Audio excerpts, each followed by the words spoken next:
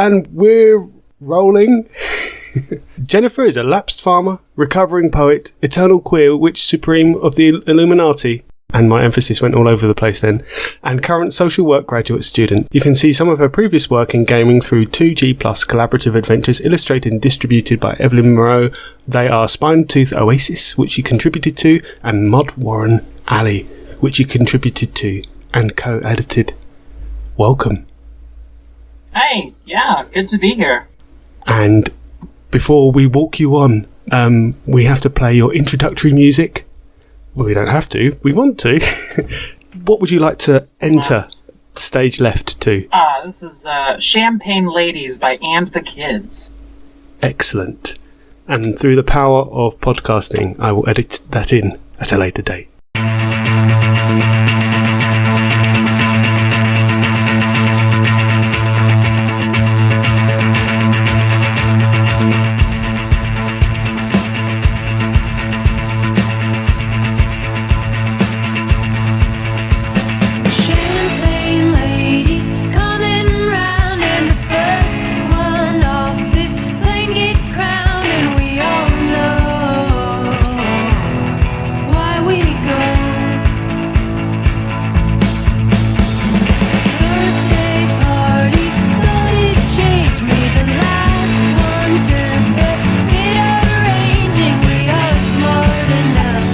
Excellent.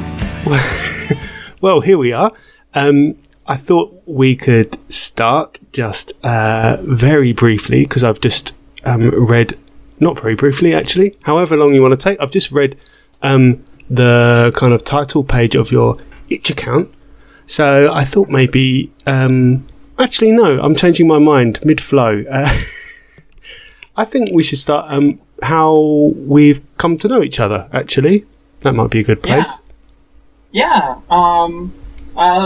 Sheer luck, I think, is part of it. I don't really go to the OSR Discord very often, but I think that was, I responded to some sort of drop-in game ad that you had put out on the OSR Discord, and I really liked the idea of Pariah. I had seen it on Zine Quest, and it was one of the ones that I had kind of bookmarked, but then I got overwhelmed and funded too many and didn't wind up going for Pariah. I forgive you. Yes, you should, please. I need that. But I've since purchased it and have a physical copy, and have played quite a bit of it. And awesome. I'm quite grateful for that. I really like the setting, animism and Neolithic settlements. It's something that I hadn't really. I played like a game once before with a similar sort of. It was the Tribes of Og, which was a DCC free supplement, and I really enjoyed that. So it was fun to kind of come back to that kind of setting. So yeah. Oh, cool. Did you say Tribes of Og? Or Og, or Og, yeah. Or the Tribe of Sus. I'm not entirely sure. Yeah. It's something about it's like a free DCC supplement that can be found on a blog somewhere, and it's a funnel where you're a bunch of cave people, and then you find an alien spaceship. Of course, because it's DCC. Right.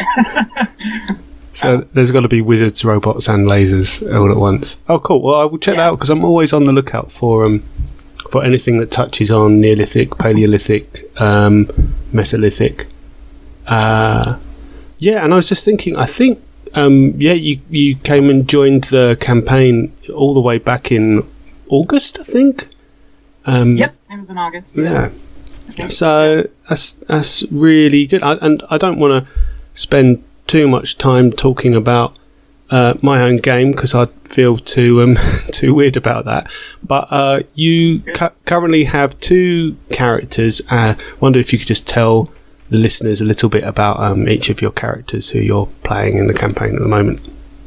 if you don't Yeah, mind. so the first one is, her name is Undecided Over the Yellow One, and she is really cool. I really like her. She's kind of like a no-nonsense warrior with like a heart of gold, but she doesn't have time for. She's humorless, but very, very kind, and I and occasionally hapless. But I enjoyed playing her. She kind of was the driving force behind saving Maggot and really hurting some other people unintentionally. And then currently I'm playing Fallen Far from the Wind, and she is a more like amiable and kind of.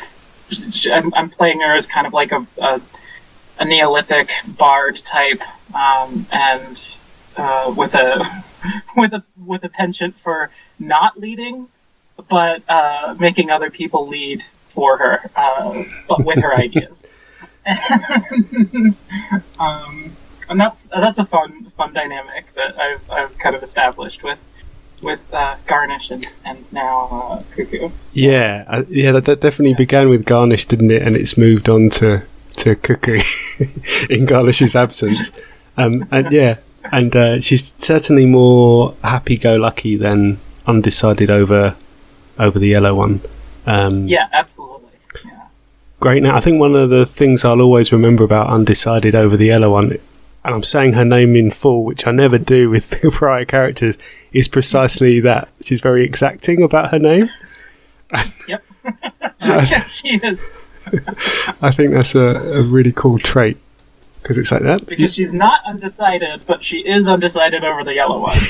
And she's not the Yellow One either. So no. It just doesn't make sense to shorten her name. Yeah, exactly. It has to be said in full, otherwise it makes no sense at all.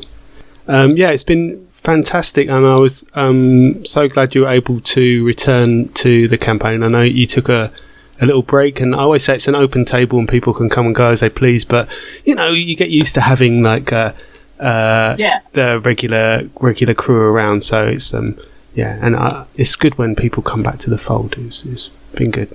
Yeah.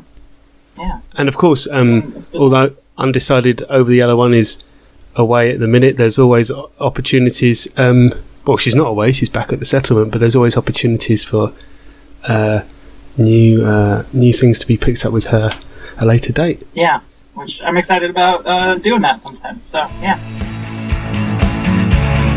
Life is a bastard. Life wants to kill you. Don't get old. Life is a bastard. It wants to kill you. Don't let go. As I hinted at the beginning, we could talk a little bit about your lo-fi gothic RPG, 17XDX. Yeah. Well, far away. Right. So, I mean, it was kind of it was an ADHD fueled binge that I did over the fall break here. So I'm in grad school right now. And this was my first semester, and that's apparently the hardest semester. One of my professors has described it as the gatekeeping semester, which I don't know. That's a weird phrasing for it, but I did make it through, luckily. But due to my ADHD and the fact that I had a whole 11 days to kind of catch up on what I needed to do, I decided one day I would enter a game jam and start and write a little bit of a hack for what's his name? Jason Tocci's 24XX. Yeah. And I thought, it's a pretty straightforward, short form game, and I really appreciate rules light, minimalist games. So I was like, I think I can manage this, and I had started this kind of like adventure site. I had started writing this adventure site a few months ago, and I never really finished it up. It was based off of The Legend of Sleepy Hollow by Washington Irving, which is probably one of my favorite short stories ever written. I wrote an entire paper on it when I was in. I got my undergraduate degree in English literature, and I wrote my best paper I ever wrote was about how was essentially about the fact that Ichabod Crane is actually the villain of that story and not the hero, and because of the way that he dwells, and I brought up some German philosophy to make my case, and so I was writing a little bit of an adventure, and I put about half of the work that I had done and spruced it up and added it to this format of 24xx and made 17xdx.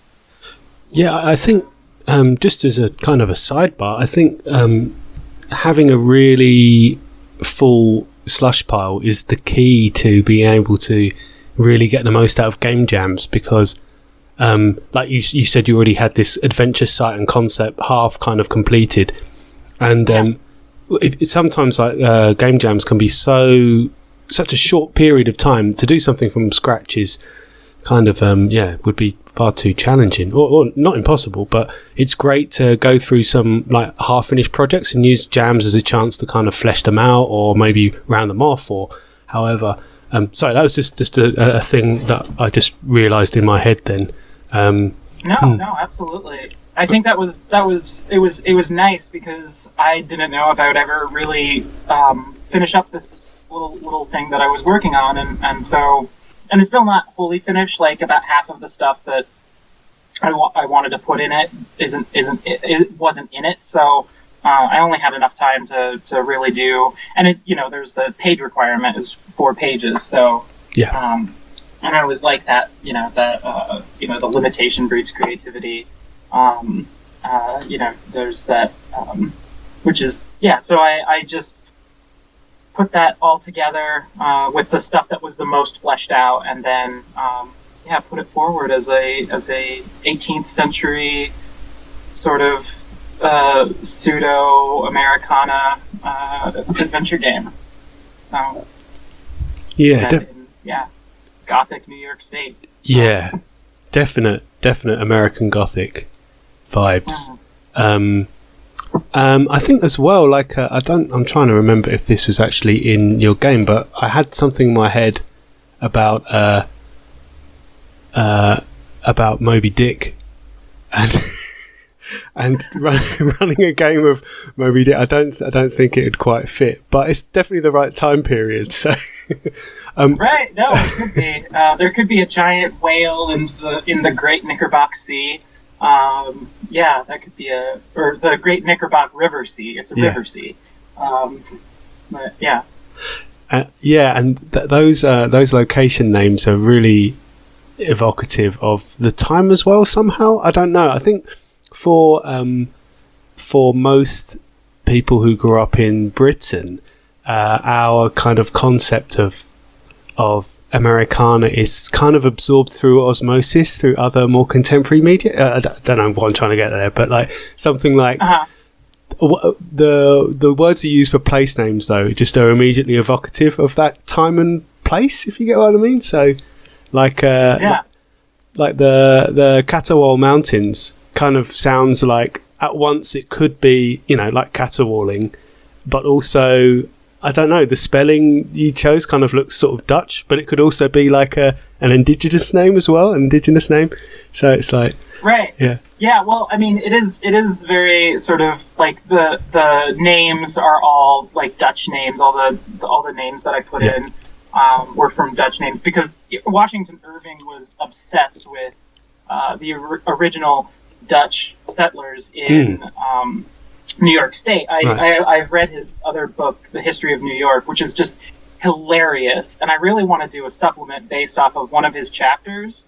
But which is about aliens from the moon invading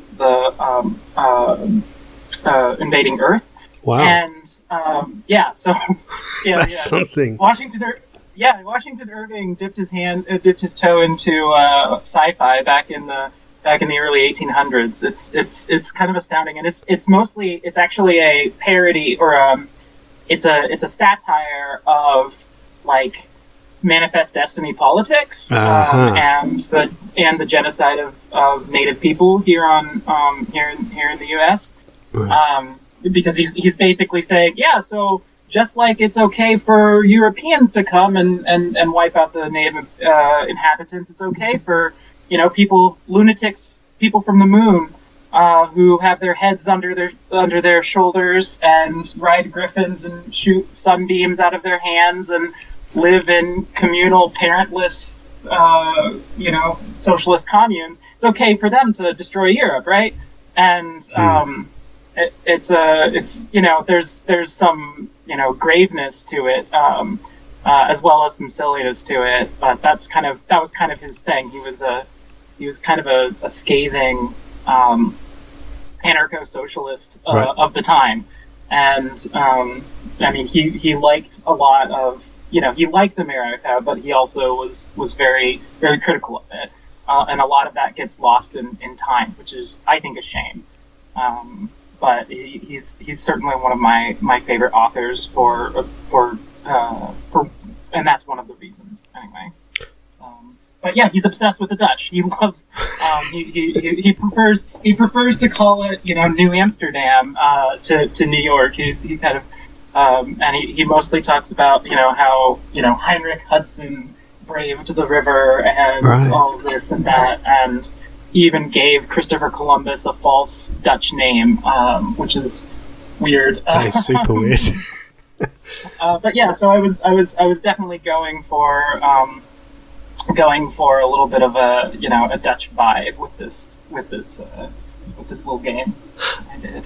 And yeah, just to deviate a little bit, because I thought that was a really interesting remark that you made, that this piece of invasion sci-fi lit was written as satire. And I think what's impressive about that is, as well as him making that parallel at that time, when being critical of colonialism was kind of, it was very, not really as mainstream, but it's amazing. It seems such an obvious parallel when you hear it, but how little alien invasion like media is really about that, is it? It's not really about it's, you know what I mean, like it's about uprising and overcoming these invaders, these outsiders. It's not about the just kind of like it is in some way an anti-colonial narrative, but it's one that is told through the point of view of the people who already took over the rest of the world. Like the movie Independence Day. Right, exactly. Yeah, no, absolutely. And I hope that if I ever do make this alien invasion, 18th century supplement adventure, that I hope the Tocci really grasp that sort of more hopelessness and more or even, I don't even know, maybe even have the players choose between being aliens or the Earthlings, the Knickerbock Valley. It is interesting, and a lot of space stuff anyway. And you think of other space sci-fi stuff, and a lot of that winds up being about colonialism, but in the other direction of Earth's colonizing, and you think of media like Firefly or something along those lines, and it's very much a reflection of American manifest destiny. So that's the so it is interesting to see one of the earliest examples of sci-fi already deconstructing the trope, right? Before it was even a trope.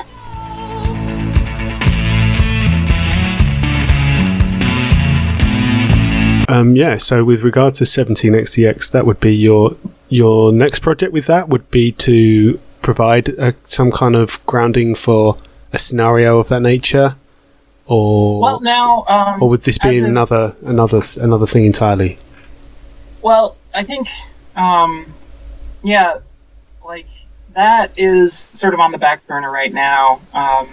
Doing anything more with 17xdx, I was planning on doing a little bit more with it, but then I got caught up doing something else, and so right now I'm working on and I'm kind of in some ways I'm grateful for this zine jam for kind of getting me back into the game of creating content, because I hadn't really done anything in a few years since before G Plus shut down, and never anything on my own. So I'm currently making a sort of Bastionland inspired ski resort adventure location. So, ski resort?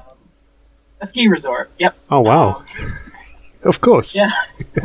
Yeah.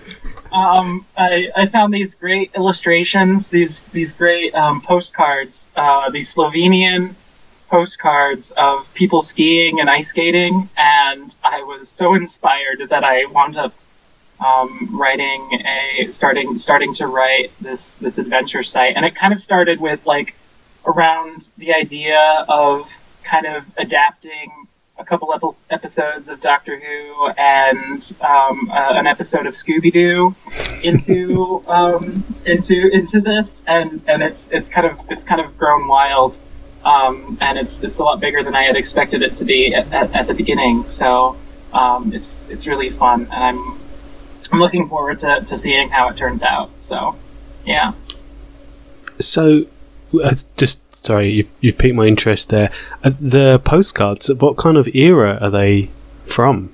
Like, well, so they are from, I believe the maybe 20s or 30s, or maybe even teens.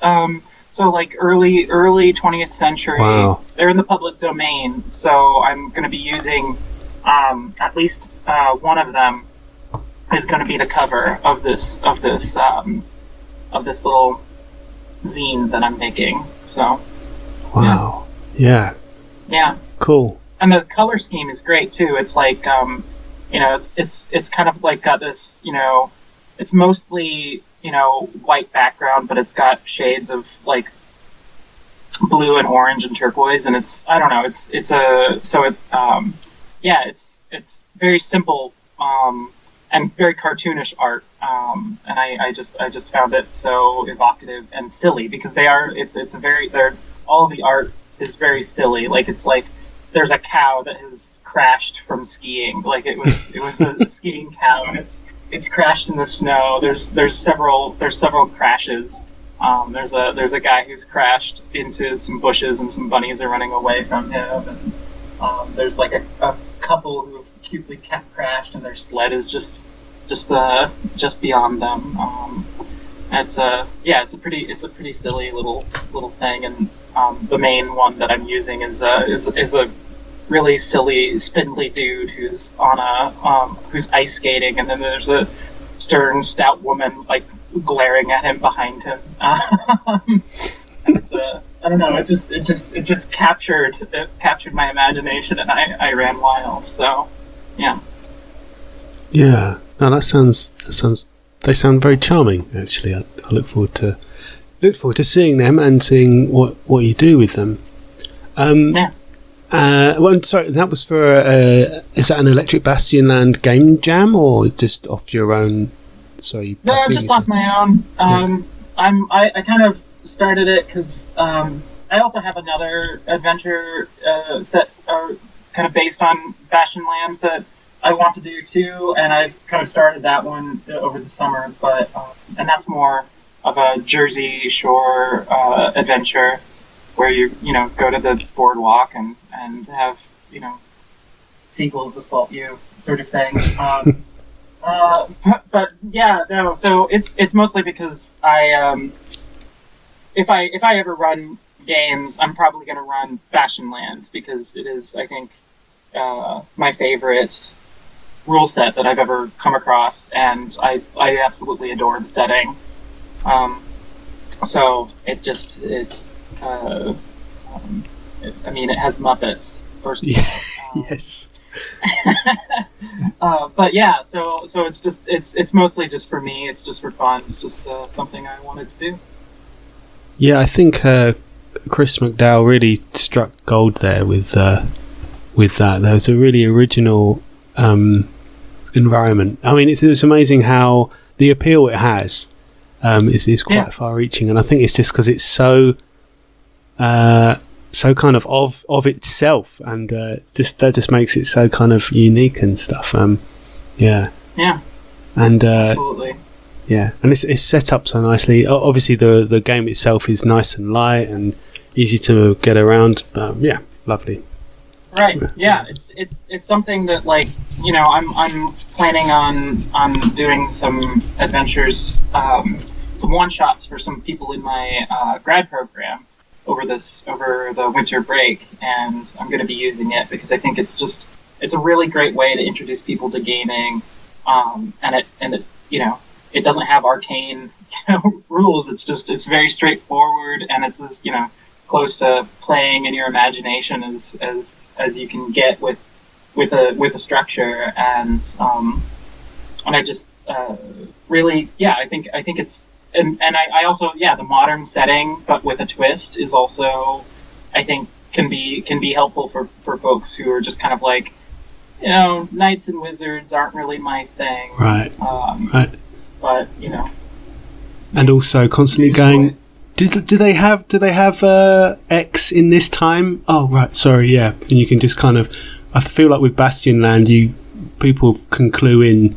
It's not in a specific point in history, you know, it's some parallel, but you can clue into what might be, you know, realisable. Like you say, it's kind of modern but not. So, yeah. Right. Yeah. Versus something like where is it metagaming to build a cart in Pariah? Yeah. You know? Oh, my character invents the wheel. Yeah, I know. Right, you know, that kind of thing. Yeah. So, you know, we'll see what happens. Try it next session. Life is a bastard, life wants to kill you, don't get old. Life is a bastard, it wants to kill you, don't let go. Now, so because you mentioned G Plus a moment ago, which I was never really super involved with. I found it quite hard to navigate while it was still going, but many people speak of it, you know, with almost reverence as a time of, you know, great creativity and collaboration, and a very exciting time for tabletop games. And presumably this was how you became involved in Spinetooth Oasis, or how did that project come about, and what was who was the driving force behind it? So I believe it was Evelyn Moreau who initially, you know, it's been long enough ago that I can't quite call, but I believe it was her that that got that project started and kind of brought people together, and that kind of thing, that kind of like just kind of collaborative dungeon building process had happened before. I don't remember if that was, so Mud Warren Alley was finally finished and published after Spinetooth Oasis, but I think Spinetooth Oasis was started after Mud Warren Alley began, but both were kind of happening around the same time. I just don't remember which was first. And so yeah, Evelyn was like, let's make a collaborative adventure, and we all just started with like, and this is kind of how Mud Warren did too. And I don't remember if Mud Warren Alley was, I think it was, and I'm gonna butcher his name, but it's Eric Newton who developed Macchiato Monsters. I think it was either him or Carl, and again, I'm going to butcher his name, Sternberg, who did the Mutants of Ix and the Mutant Hack, or the Rad Hack. But one of them or both of them kind of might have, I don't remember, started that particular, the Mudwarren Alley, but it was like everybody creates a room description and then someone else adds to that and then someone else adds another element kind of in this iterative process. And that's kind of how both projects got started, just on a post someone made, and then the comment thread just kind of went in that direction. Yeah. You were quite embedded in the whole G plus scene. Can I call it a scene? Does that make sense? Maybe not. I mean, I was kind of, yeah, I was embedded, but I was kind of marginal. I often more a lurker than a collaborator, but I played a couple games with Evelyn back then, and Eric, and I did some playtesting for Macchiato Monsters, because that was actually, Macchiato Monsters was my real introduction to the OSR scene. At the time, I was kind of still on the Powered by the Apocalypse, but I was growing disillusioned with it, and I just kind of started gravitating towards these like simpler and sometimes sillier rule sets and more creative things. I just found sometimes the Powered by the Apocalypse a little more just limiting in its like trying to rules affecting the story rather than rules just kind of existing under the surface. I think it was, in my opinion, it went in the opposite direction of what I thought it was going in the direction I wanted, but then in the end it was kind of doing the same thing that I didn't like about more, what is called trad games, like Wizard of the Coast style games, and in just like kind of overruling things and creating different rules for different things, but not really making the story all that much more interesting. So yeah, I kind of got into the OSR scene from there, but I was more of a lurker, an occasional commenter, than really any sort of person of interest at the time. No, I was certainly not notable. But I enjoyed being among the crowd. And it was a lot of fun to go into just like weird pickup games of DCC or the Black Hack and kind of just like you didn't know what you were gonna come against, and you didn't know what was gonna happen, and that was always a fun thing. So yeah, it was a part of my life, and this was while I was living on a farm, so I just had a lot more time in a certain sort of, I didn't have like a social life, I just had a physical life, and so I would go, and this was my social outlet while I was kind of isolated in the and milking cows. So yeah, and I'm definitely going to ask you some questions about agriculture and stuff. For now, thinking about how G Plus, Google pulled the plug and it was no more. In the aftermath of that platform's dissolution, where did you gravitate towards? Like at the beginning of the call, you mentioned that you don't often go into the OSR Discord, and I've just joined the NSR. Three-letter acronym. I've just joined it, and I see that I've seen you on there. But where do you find? Is there an online space that you gravitate towards at the moment, or? Well, so right now it is mostly Discord. Discord isn't. I don't enjoy it per se. I do prefer the format of Google Plus because it just had, because it was more of a blog style and you could link to certain things and it was easier to revisit old posts. And with, Discord, it's just kind of a rolling chat and you can search through the chats, which, is helpful, but at the same time, sometimes you want to, you get lost in it, and certainly in like the OSR Discord, like I don't really, and I haven't really had the time as I once did back when G Plus was a thing to really parse through everything and be part of the conversation. Over the summer, I guess maybe it was, just a little bit over the summer. I spent a lot of time in the Electric Bastionland Discord, but again, like kind of more as a lurker than anything else. But it and there are opportunities for those sort of moments of creative, just like growth and collaborative creativity that do happen, and I see it in some of these other discords, but it's a format that because it's a constant conversation. It doesn't really it's harder to keep up, I guess. But Discord is really where I gravitate now, anyway. Yeah, I think I'm probably the same. It's probably the space that I spend the most time on in relation to RPG stuff, at least.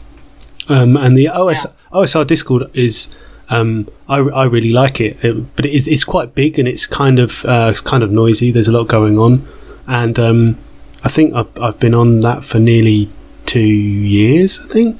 And in that time, it's actually changed quite a lot in terms of like who the personalities are, like who are the most active people are, has shifted quite dramatically in over those 2 years, which is kind of interesting from a micro sociological point of view. But yeah, I agree. It is hard because it is this ongoing conversation which is constantly being added to, and things do get lost. And you can search, but different vibe. Yeah, it's not quite the same. I mean, I know after Google Plus closed down, I just I didn't really have the technology to access Discord, so I just wasn't in it at all for a couple of years there. And well, I guess when did it close down? I guess that was. I think that was April 2019, April. Yeah, it was last year. March, April last year. Yeah. Oh, hang on, just excuse me a moment. I've just got to turn my oven off. Sorry.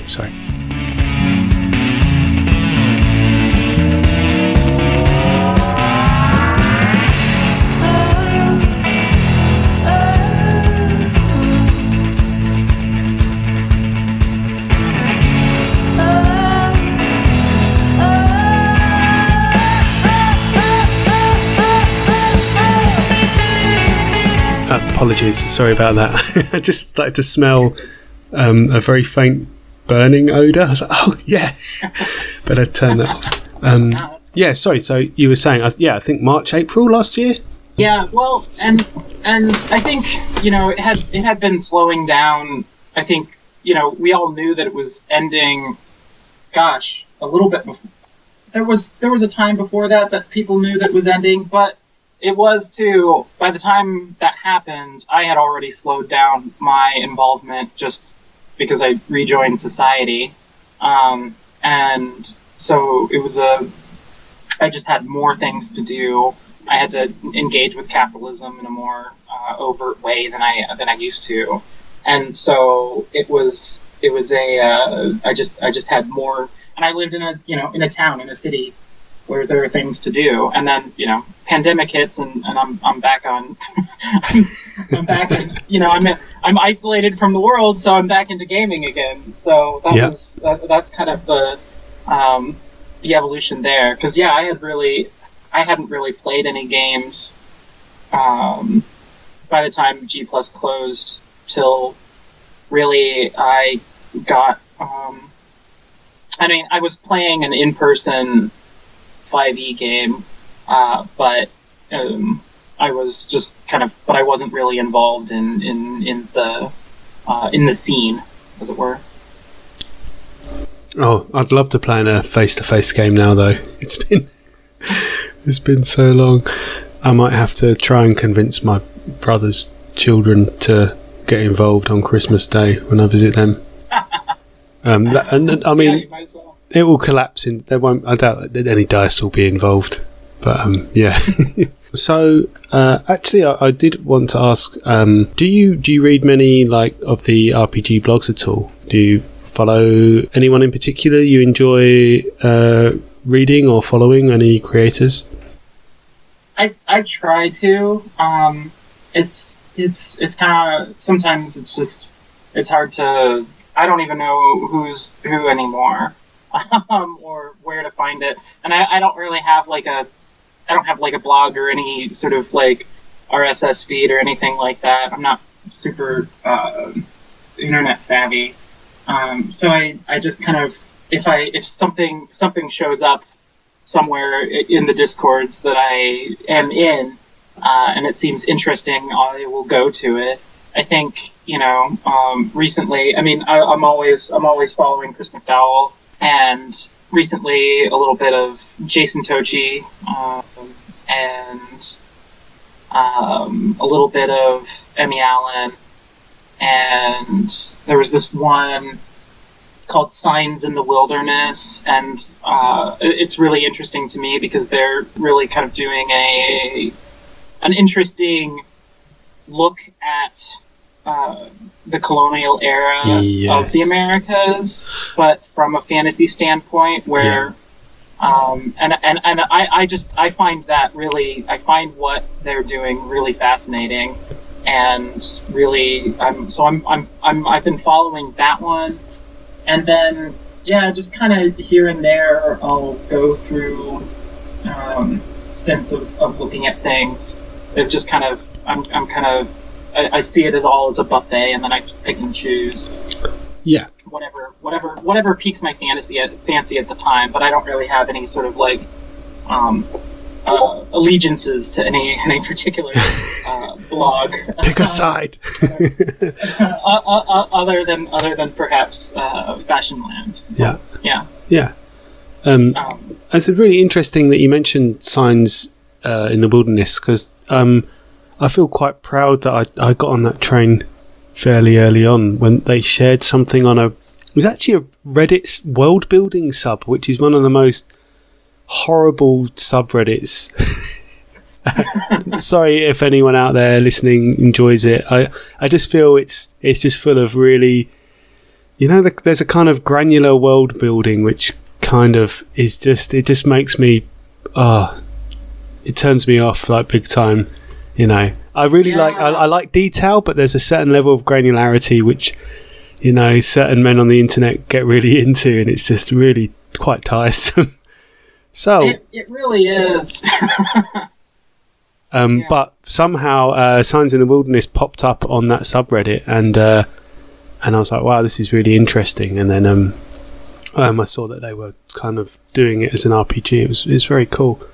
And I guess there's because it's sort of Old West, but old West, right? With a fantasy kind of there's elves and stuff in it, so, and real magic, right. But it's super fun. It's interesting to me, and because I just have a partially due to my particular obsession with Washington Irving. I have a predilection for that sort of that era, that era of my country's terrible history. So yeah, and I guess that's what I was driving at. That there's this connection there to 17xdx. Yeah. Mm-hmm.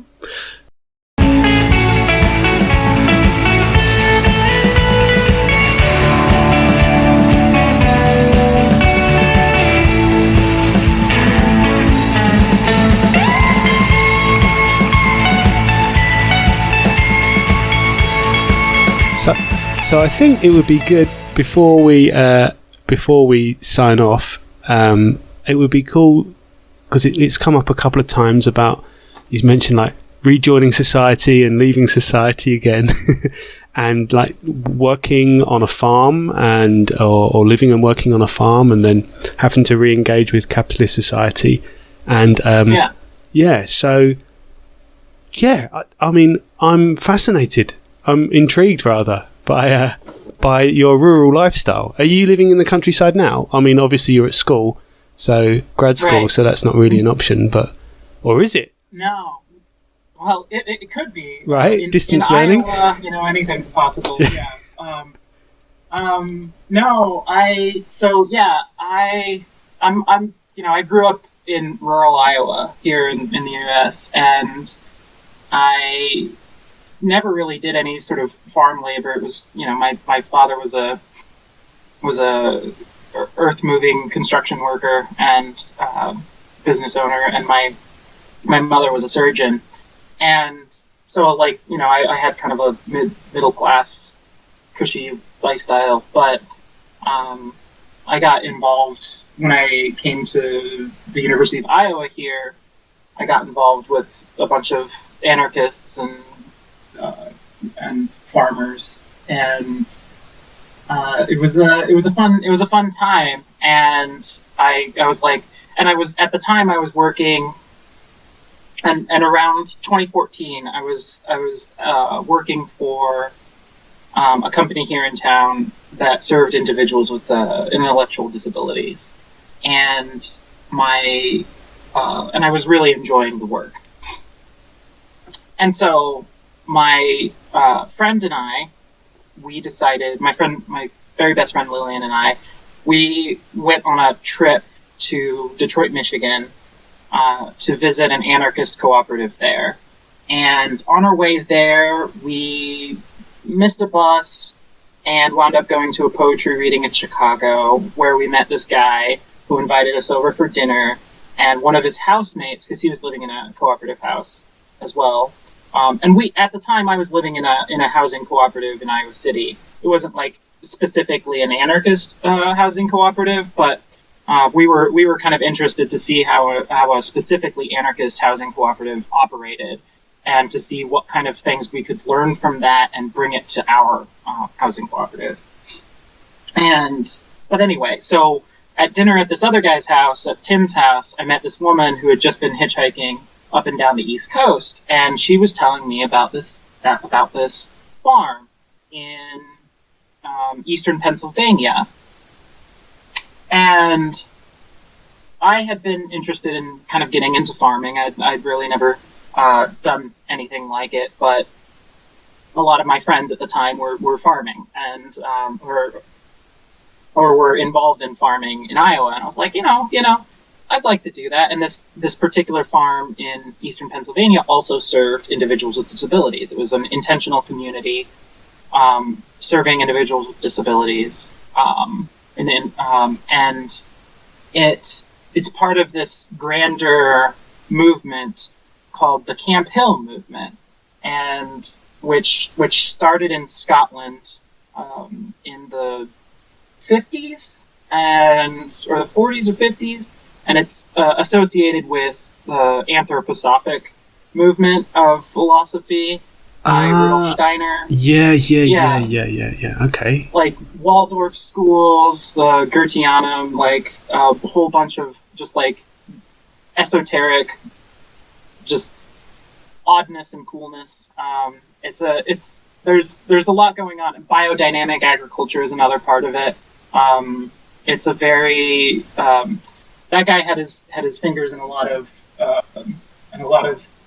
pies, and he was But anyway, so like this Camp Hill movement has these villages and schools all over the world, and this was one of them. And I was like, I like the work that I do. I'd also like to give farming a try, and I wound up living there for about 2.5 years. It's kind of really removed from the world in a lot of ways. There was about 115 people that lived there, families, children, and then individuals with intellectual disabilities, and we lived in the same houses. We ate together. We worked together. I spent a year milking cows on the dairy farm 8 times a week, which was a lot of milking cows, and we had anywhere from 36 to 45 head of cattle at any given time, and so it was we had machines and everything. It wasn't like medieval pastoral. It's modern pastoral, but it was and then I lived in the elder care home for another year there, and it was kind of nice. It was really isolated. It was away from everything. Nothing seemed to really matter in the grand scheme of things. That was kind of a problem for me as like a political person. And then when Trump got elected, I was like, you know what? I think this might be my last year here. And so I came back and started getting involved. Came back to Iowa and started getting involved in like local politics, and then eventually found my way to this, but to this graduate program. But it was quite the time. I co-ran a pottery studio too. That was fun. Wow. Like I like being a jack of all trades. I like I like to know a little bit about everything.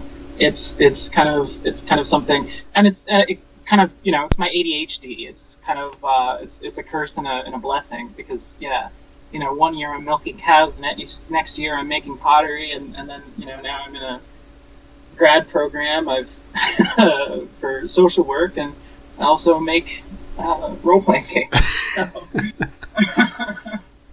I like to have a diverse resume. Listen, like, life is incredibly short, and really, so I'm told anyway. I'm yet to experience it myself, but it's important to fit as much in as is possible, and to that's wow. Things all the time. I'm processing all of that. There's a lot. It was a wild time. I think it was and the funnest things too that would happen on the farm would just be like the small moments, or one of probably one of my most fun stories from working with cows is it's actually just a collection of different stories kind of all melded into one, but it's just being on a quad bike, a four-wheel. Oh yes, I'm familiar. Yeah. I just have to cut in there because there's a little link. I have a friend who is also called JFur, and her family are or were crofters in Killiecrankie in Scotland, and they would also join in the annual deer cull because there's no real there's not sufficient hunting to control the populations in Scotland, so they have to be culled, and she would go out on a quad bike with a rifle shooting deer. So whenever I hear quad bike, Jennifer's on quad bikes, they get up to mischief. That must be a meme for the world. Just herding cattle on a quad bike is probably one of the most fun things you can ever do.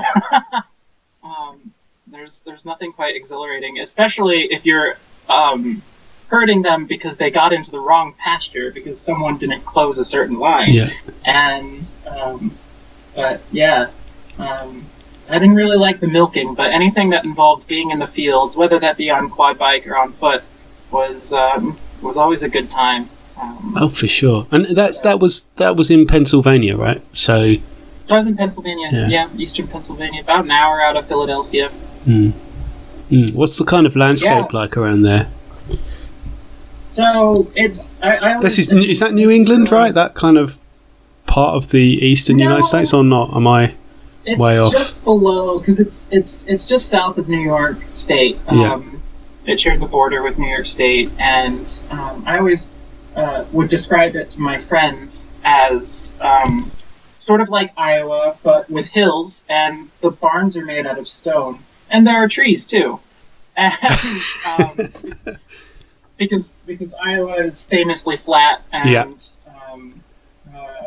treeless, and we have wooden barns. Big wooden red barns, right? It's very wooden red barns. That's exactly correct.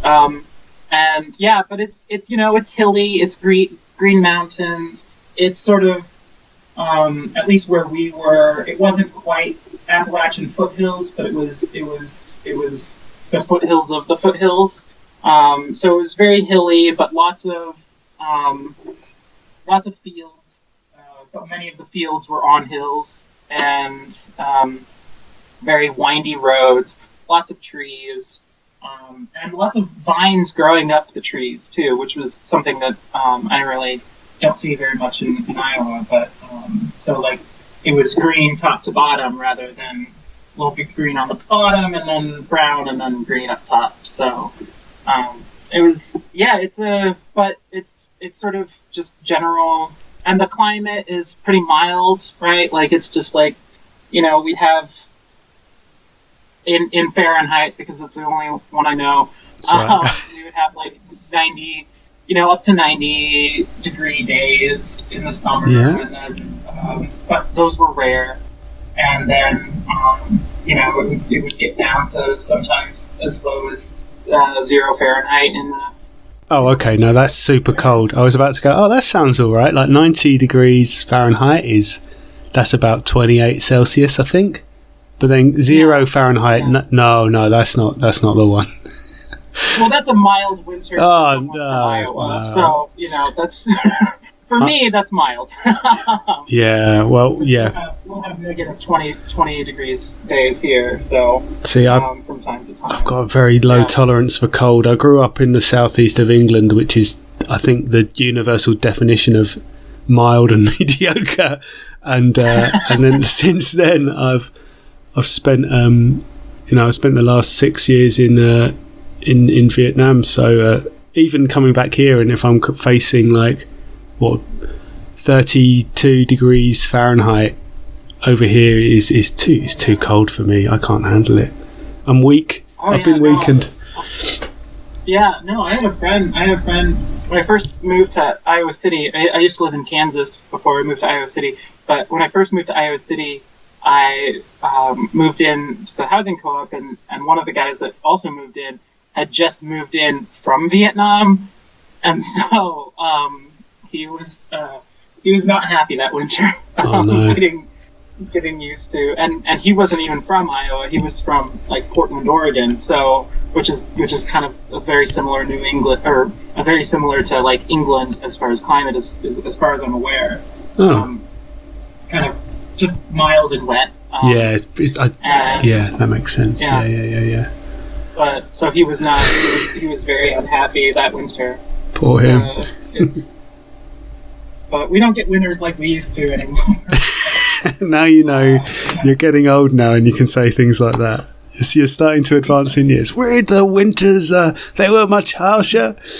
They sure were.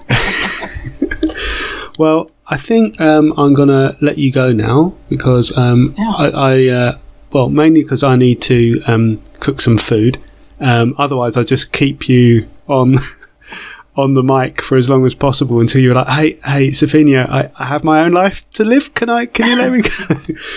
But I think I actually haven't. So you didn't have to say that. But whatever life you're leading, I think I've had an insight into bits of the life that you've led, and certainly some idea of what inspires your characters and your game. So that's really fun for me, and I hope it will be fun for people listening as well. So this was a fun time. Thank you. No, thank you. Appreciate you coming along. And any final words? I'd never asked this. I should go like, do you want to do like a quick promo? Obviously, I won't. Buy my single. Visit my SoundCloud. Yeah, we did. We did the promo early on. I'll put links to your itching. So. Yeah. I don't know, like, any parting words. Just listen to And the Kids. They're a good group of people. Some really nice queer musicians, and I should rep them wherever I can. Cool. So that's my intro music, and Yeah. presumably outro. I don't know, but There'll be bits of it cropping up throughout the podcast, I expect. That's the way I usually do it. Okay. Yeah. And I don't know. Yeah. Check out my shit. Thank you so much. All right. Thank Have you. a great day, and I'll speak to you soon. Bye. All right. Bye.